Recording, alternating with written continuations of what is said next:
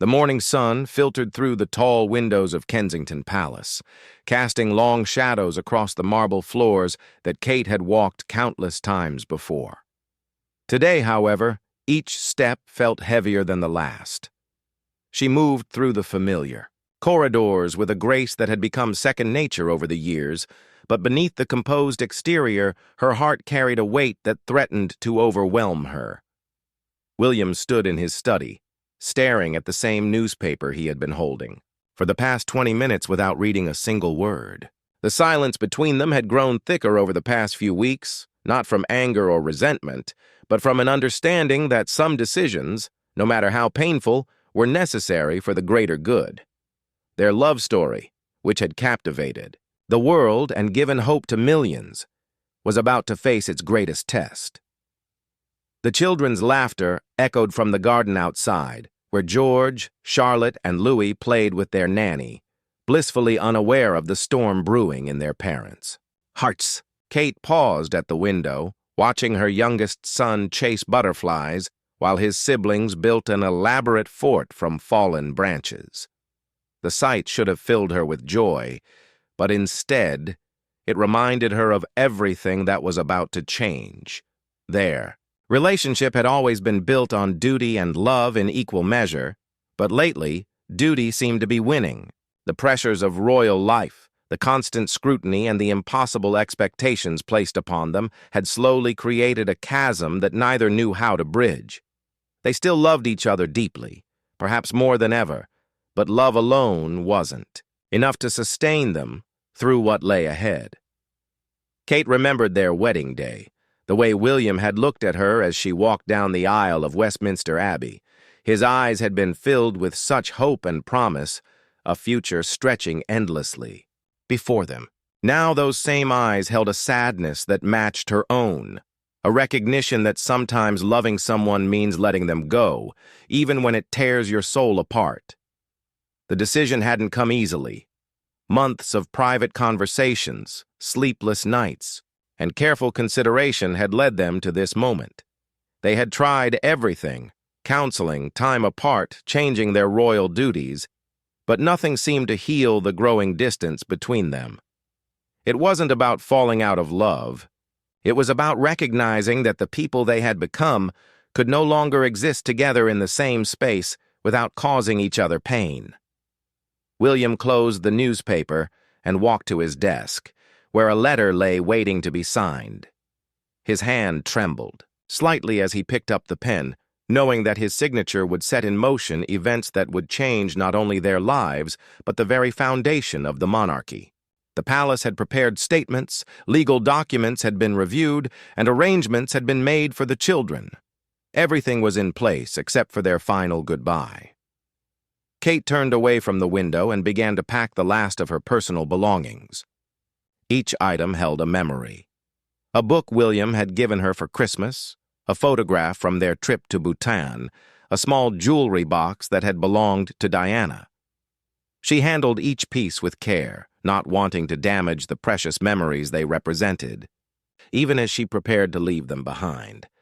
The house staff moved quietly through the halls, their usual cheerful chatter replaced by respectful silence. They had served the family faithfully for years and understood the gravity of what was happening. Mrs. Henderson, the head housekeeper, had tears in her eyes as she helped Kate organize her things, remembering the young woman who had first arrived at the palace full of hope and determination. As the afternoon wore on, Kate made her way to the children's playroom for what she knew would be their last afternoon together as a family. She sat on the floor with them, building blocks with Louis, helping Charlotte with a puzzle, and listening to George read from his favorite book. Every moment felt precious and fleeting, like trying to hold water in her cupped hands. William joined them eventually, his presence filling the room with an almost tangible sadness. He sat beside Kate, their shoulders touching briefly, and for a moment, it felt like old times. They worked together to help the children with their games, their movements synchronized from years of partnership, their love for their family evident in every gesture. But even in these tender moments, the weight of their decision pressed down upon them. They both knew that this chapter of their lives was ending, and while a new one would begin, it would be written separately. The fairy tale that had inspired millions was about to become a story of sacrifice, dignity, and the sometimes unbearable cost of duty.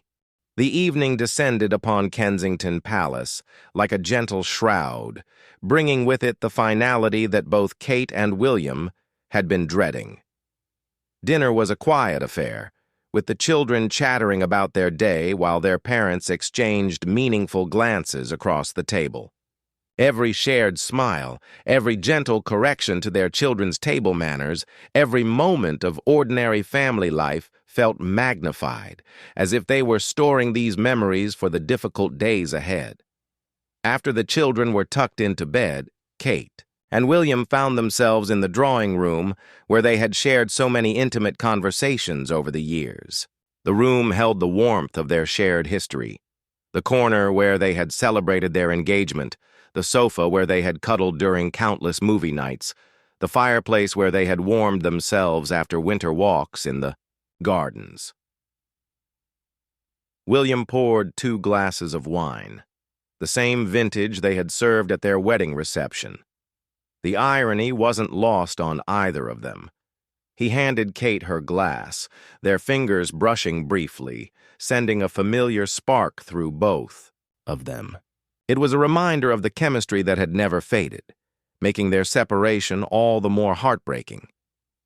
They sat in comfortable silence for a while, each lost in their own thoughts. Kate studied William's profile, memorizing the way the firelight danced across his features. He had aged in the years since their marriage, the responsibilities of his position etching lines around his eyes, but to her, he remained the charming young man who had swept her off her feet at university. The thought of not seeing that face every day filled her with an emptiness that felt almost physical. Finally, William broke the silence. His voice was soft, barely above a whisper, as he began to speak about their early days together. He reminded her of their first date, how nervous he had been, how she had laughed at his jokes even when they weren't particularly funny. They talked about their travels together, the private moments away from the public eye when they could just be William and Kate, not the Duke and Duchess of Cambridge. Kate shared her own memories, her voice growing thick with emotion as she recalled the moment she knew she loved him. It wasn't during a grand romantic gesture, but rather on a quiet Sunday morning when she watched him make pancakes for her flatmates, completely at ease and unguarded. That was when she realized that behind the title and the responsibility was a man who simply wanted to make people happy. They discussed their children, marveling at how George had William's sense of responsibility, how Charlotte had inherited Kate's quiet strength, and how Louis brought joy to every room he entered. The hardest part of their decision was knowing how it would affect the children, despite all their careful planning to minimize the impact. They had agreed to maintain their partnership as parents, even as their marriage came to an end. The conversation turned to their regrets, the things they wished they had done differently. William expressed his sorrow at how the pressures of royal life had gradually consumed more of their private time together. He regretted the canceled dates, the interrupted vacations, the constant need to put duty before their relationship. Kate acknowledged her own role, admitting that she had sometimes retreated into herself rather than fighting for their connection. But even in their sadness, there was no blame between them. They had both given everything they had to their marriage and their roles. Sometimes, despite everyone's best efforts, circumstances become too powerful to overcome. Their separation wasn't a failure of love, but rather a recognition that love sometimes requires difficult choices. As the night deepened, they found themselves sitting closer together on the sofa, drawing comfort from each other's presence. Kate rested her head on William's shoulder, and he gently stroked her hair, just as he had done countless times before. For a moment, they could almost pretend that morning would never come, that they could stay frozen in this space between their past and their uncertain future. They talked about their hopes for the future, both for themselves and for their children.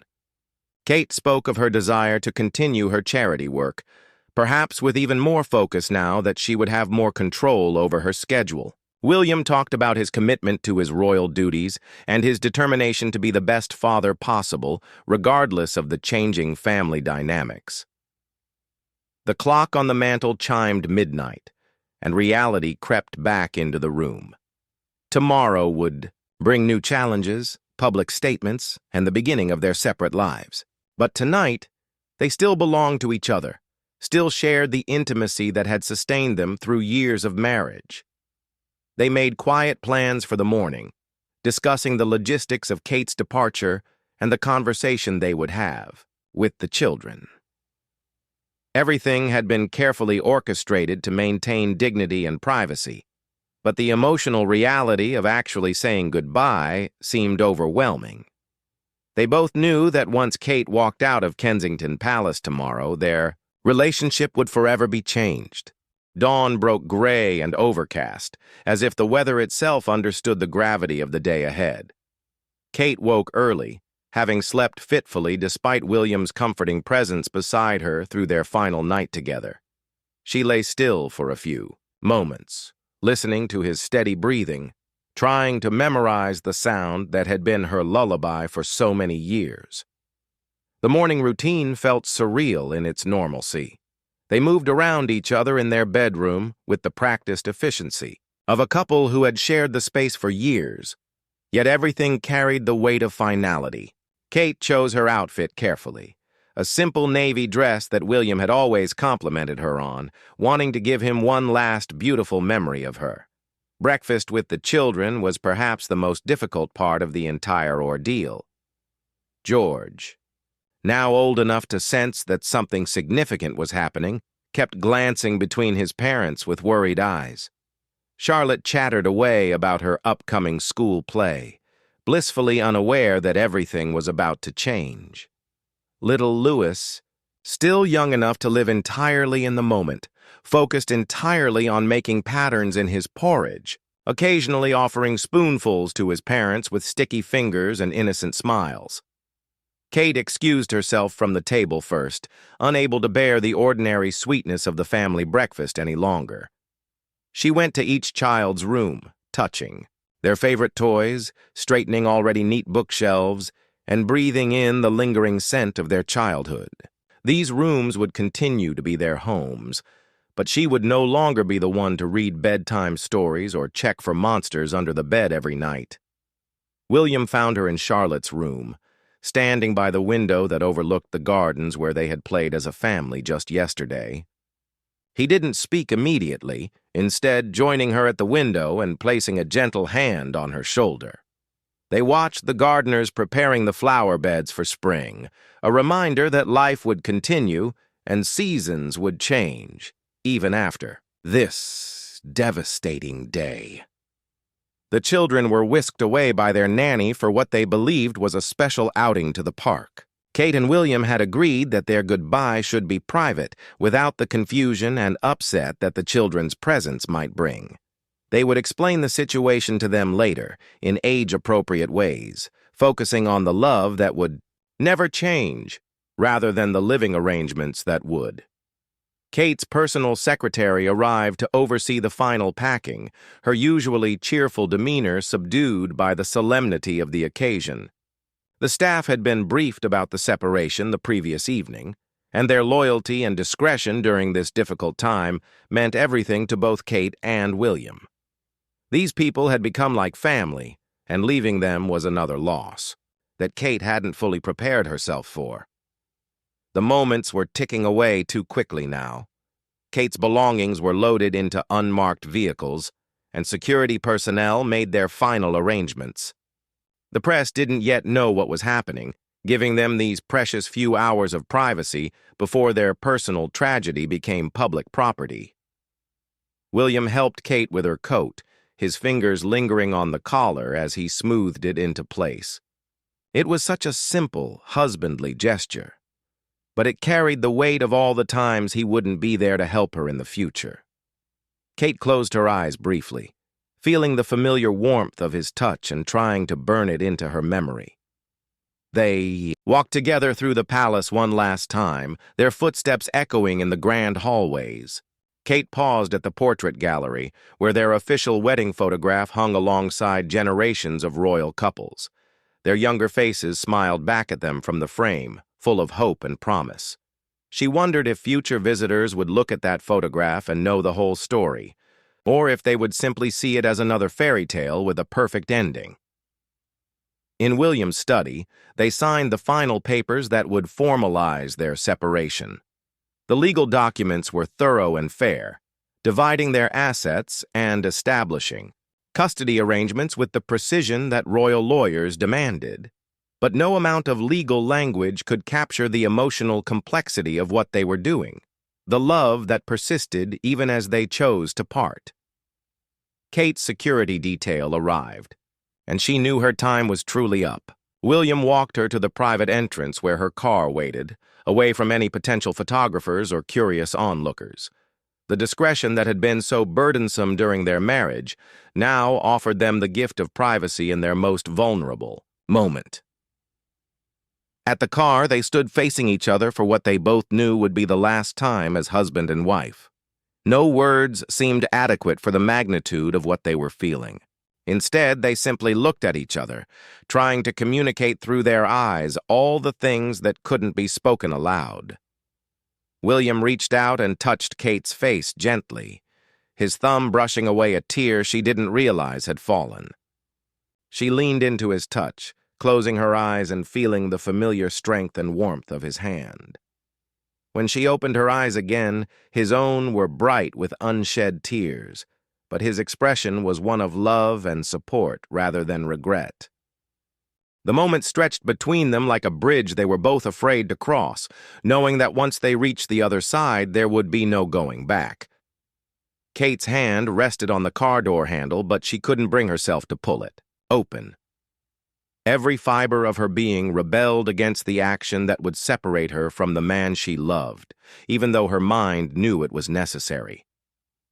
William stepped closer, closing the small distance between them until they were nearly touching. The familiar scent of his cologne enveloped her, triggering a flood of memories.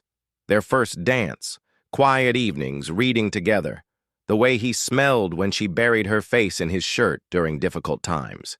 She had to fight the urge to throw her arms around him and refuse to leave. Instead of the dramatic goodbye they had both feared, something quieter and more profound passed between them.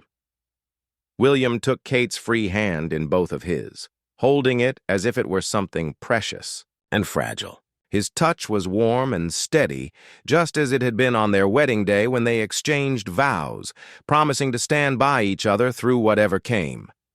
They had kept that promise, Kate realized.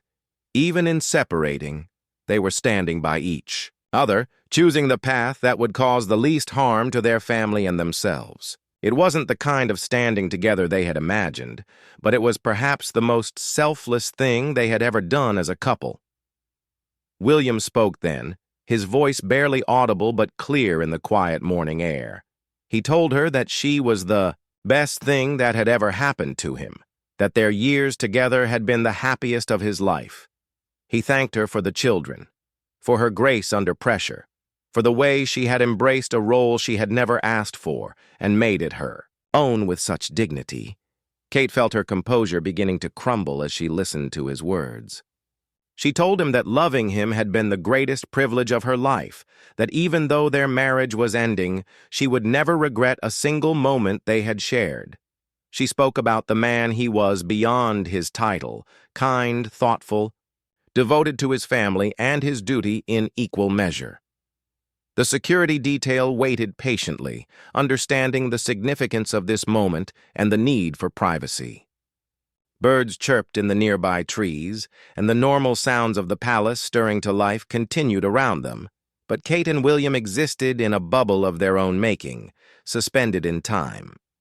Kate finally gathered the courage to open the car door, knowing that if she delayed any longer, she might lose her resolve entirely. But as she moved to get in, William caught her hand one more time, pressing something small and warm into her palm. She looked down to see her wedding ring, which she had removed the night before, now transformed into a simple necklace. He had clearly spent time having it redesigned, perhaps working with the palace jewelers in secret over the past few weeks. The ring now hung from a delicate chain, allowing her to keep it close to her heart rather than on her finger. It was a gesture so thoughtful and painful that it nearly broke her resolve completely. With shaking hands, she fastened the chain around her neck, feeling the familiar weight of the ring settling just above her heart. It was a reminder that their love hadn't died, hadn't diminished, but had simply transformed into something different. They would always be connected by their children, by their shared history, by the deep affection that transcended their roles as husband and wife. Kate slid into the back seat of the car, her movements careful and deliberate. Through the window, she could see William standing on the steps, his hands clasped behind his back, in a pose she recognized from countless public engagements. But his face, usually so composed in public, showed every emotion he was feeling as the car began to move. Kate pressed her hand to the window in a final gesture. William raised his own hand in response, not quite waving but acknowledging her farewell. The distance between them grew with each passing second, but neither looked away until the car turned the corner and Kensington Palace disappeared from view. The drive through London was quiet, Kate's security team respecting her need for silence as she processed what had just happened. The city moved around them with its usual busy rhythm, people going about their daily lives, unaware that in the back of an unremarkable black car, a woman's world had just completely changed.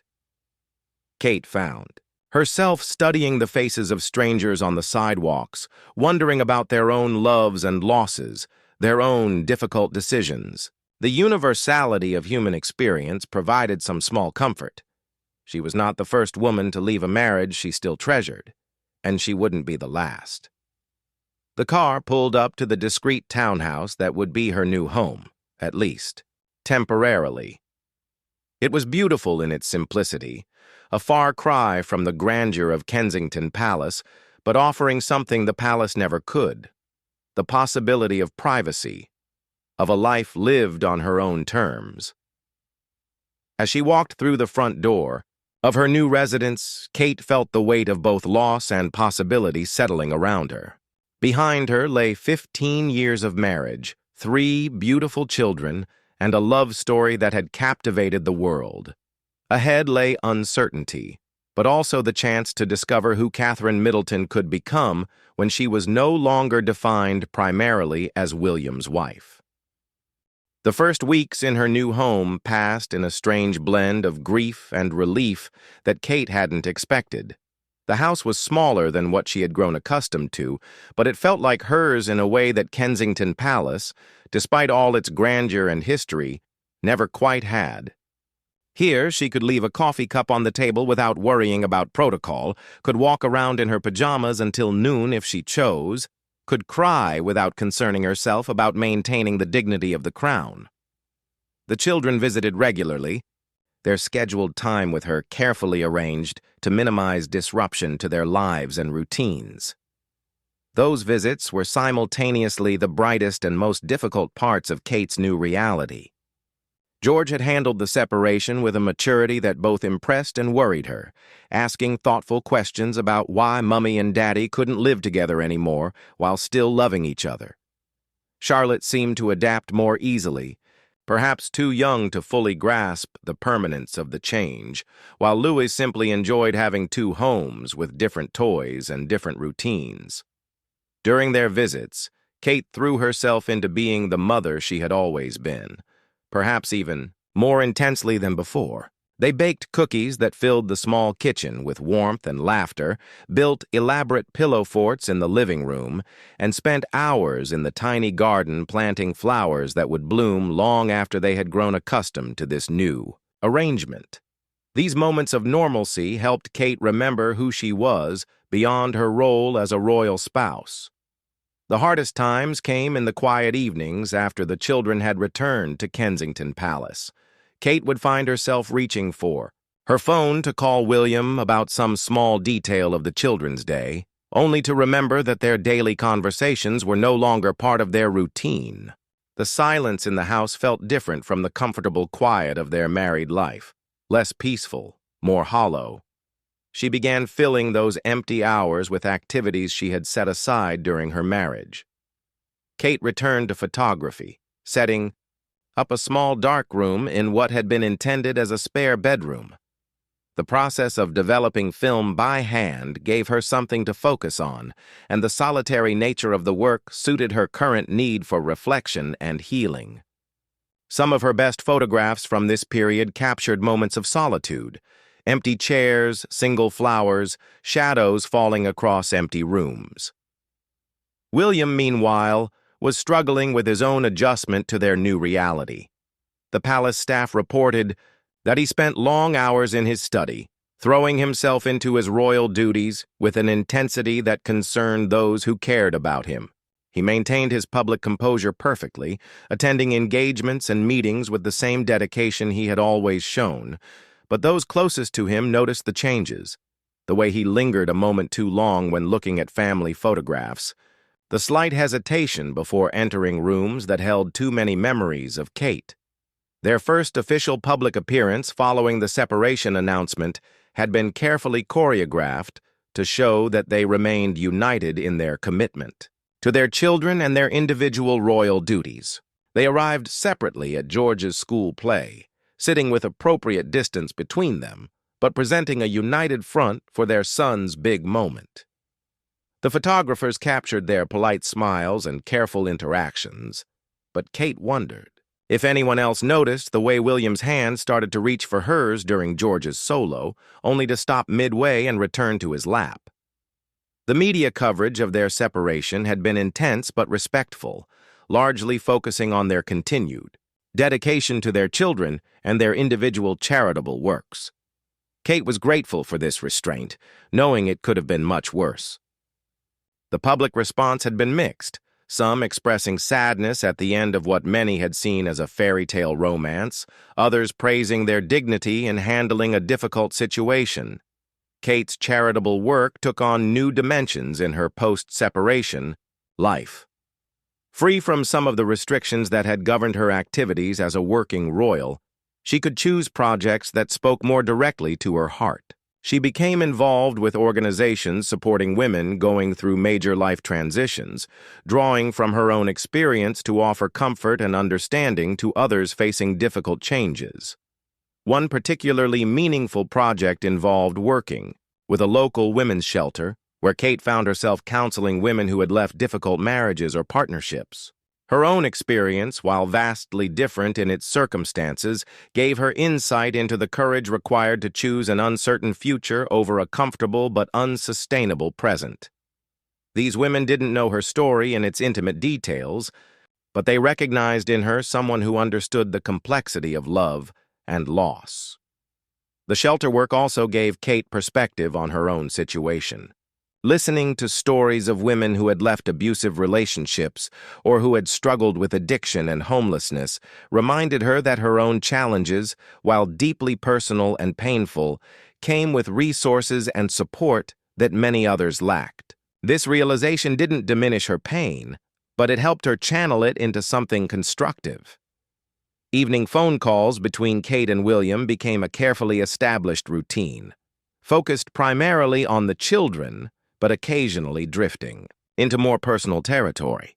They would discuss George's progress in mathematics, Charlotte's upcoming recital, or Louis's latest amusing mispronunciation, and sometimes these conversations would extend into quieter territory, how they were each handling the adjustment, mutual friends they both missed seeing, books they were reading.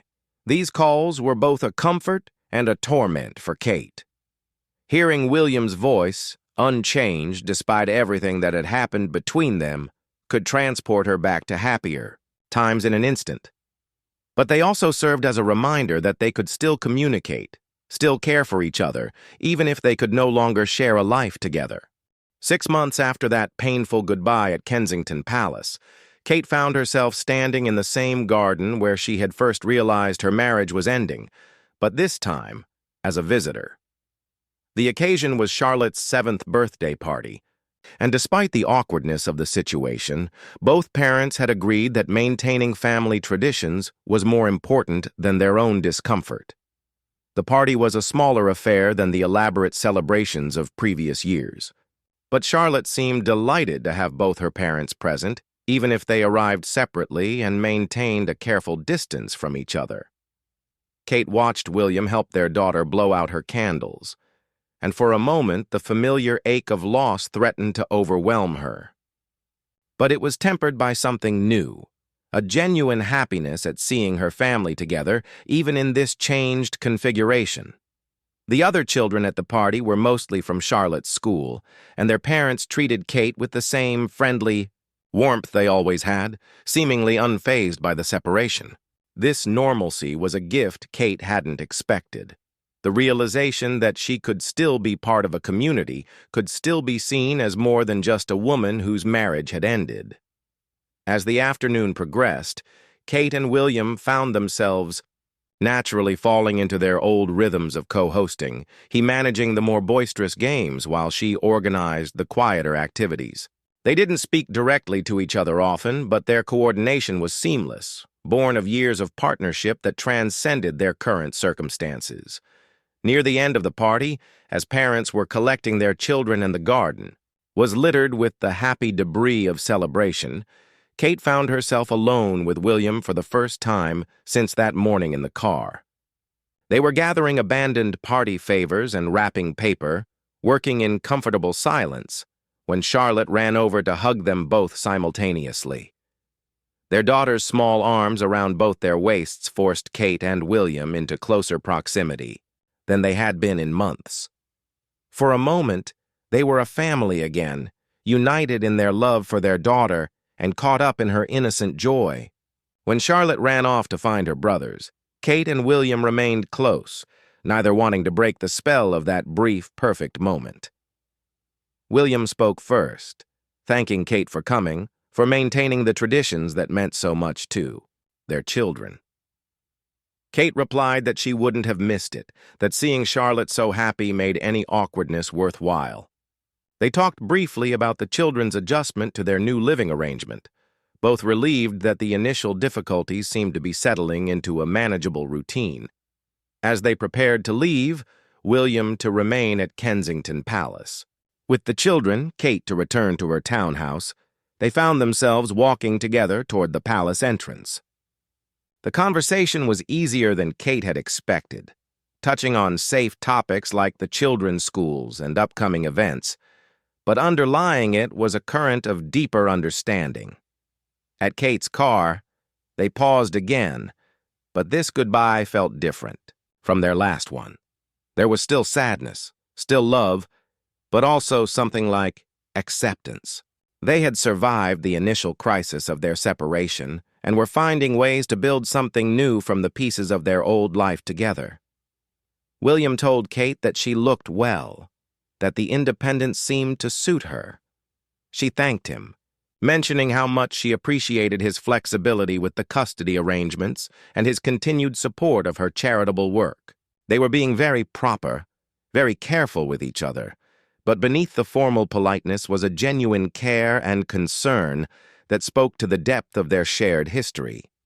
Kate drove home through London, but this time the journey felt less like an escape and more like a chosen path. The city lights reflected off her windshield as she thought about the afternoon, about Charlotte's delighted face, about the easy way she and William had worked together, despite everything that had changed between them. At home, Kate made herself a cup of tea and sat in her small garden as twilight settled around her. The wedding ring still hung around her neck, but its weight had become familiar rather than painful. She thought about the woman she had been when she first put that ring on her finger, full of hope and dreams about the future, and about the woman she was becoming, scarred but stronger, different but not diminished. The phone rang, and Kate's heart did its familiar skip when she saw William's name on the screen. But when she answered, his voice carried a warmth that had been missing from their recent conversations. He was calling to thank her again for the party, to tell her how much it had meant to Charlotte, and to share a funny story about something Louis had said during his bath. As they talked, Kate realized that they were building something new, not a marriage, but a partnership based on their shared love for their children and their genuine care for each other. It wasn't the fairy tale they had once lived, but it had its own kind of beauty, its own integrity. After they hung up, Kate sat in the gathering darkness, listening to the sounds of London settling into evening. Tomorrow would bring new challenges, new adjustments, new moments of both difficulty and discovery. But tonight, she felt something she hadn't experienced in months, a sense of peace with the choice they had made. Their love story hadn't ended the way anyone had expected, including themselves. But perhaps the most profound love was sometimes shown not in staying together, but in caring enough to let go, to choose what was best for everyone involved, even when it broke your heart. Kate touched the ring hanging over her heart and smiled. Through her tears, finally understanding that some endings were actually beginnings in disguise.